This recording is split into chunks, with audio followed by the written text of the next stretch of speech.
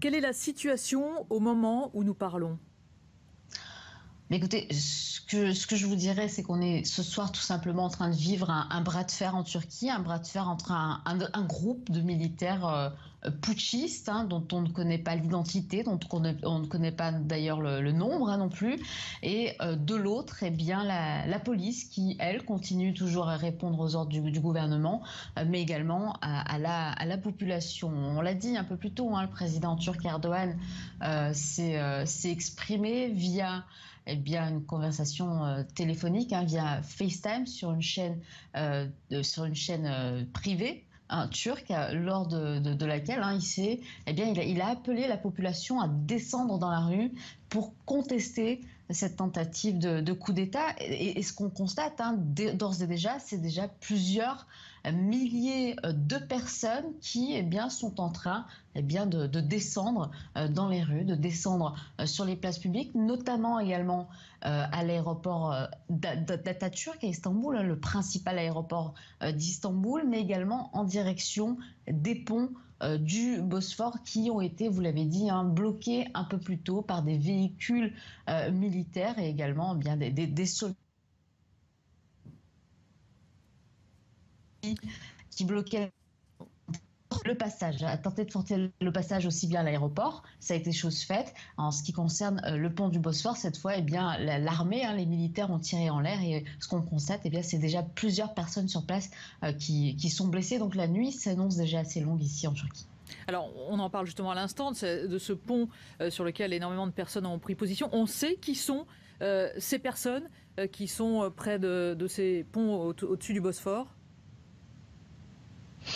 Non, je vous dirais que ce sont très probablement des partisans, hein, des partisans du président Recep Tayyip Erdogan, mais également des partisans surtout, hein, du parti au pouvoir, hein, du parti de la justice et du développement, et des personnes donc, qui sont en train de répondre à cet appel de descendre dans la rue, donc une fois de plus, pour contester ce coup d'État militaire. Mais je vous dirais plus largement, la Turquie est un pays qui a vécu de nombreux coups d'État militaires au cours des 50 dernières années. Donc c'est un pays qui a une tradition des coups d'État, des putschs, et ce qu'on constate ce soir, c'est que cette tentative est quand même condamnée par une très large, très majeure partie de la population, et pas seulement donc par des partisans d'Erdogan, même s'ils sont majoritaires, mais également par des personnes, je vous dirais, un peu plus modérées, voire même des personnes de gauche. C'est un très mauvais souvenir, hein, les coups d'État pour ce pays, pour la Turquie. Donc je vous dirais que les personnes qui descendent dans la rue sont des personnes qui très probablement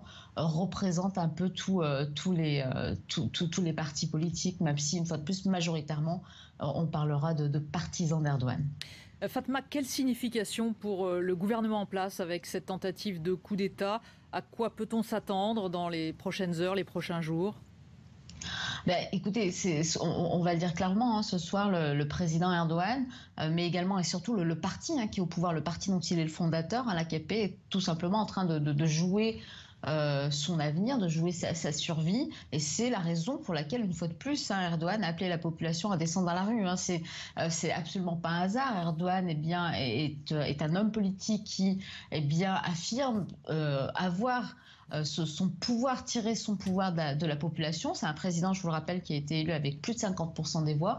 Le gouvernement, hein, du parti dont il est le fondateur, a également remporté en novembre dernier à peu près également 50% des voix. Donc appeler la population à descendre dans la rue, c'est une façon de jouer, de contrer en tout cas ce coup d'État militaire. Donc une fois de plus, hein, on l'a dit, hein, on a ce soir effectivement plusieurs milliers de personnes déjà qui sont dans la rue. Savoir à quel point ces putschistes, hein, ces militaires sont d'abord nombreux. On ne connaît pas leur nombre, une fois de plus. Savoir également à quel point est-ce qu'ils sont décidés. On l'a dit, hein, les militaires ont tiré en l'air, mais est-ce que ces militaires vont aller jusqu'à tirer sur la foule? Ce qu'on peut dire, une fois de plus, c'est que la nuit, en tout cas ici, s'annonce assez longue, que ce soit à Istanbul ou Ankara. Merci Fatma pour ces précisions. Vous étiez en direct d'Istanbul pour France 24.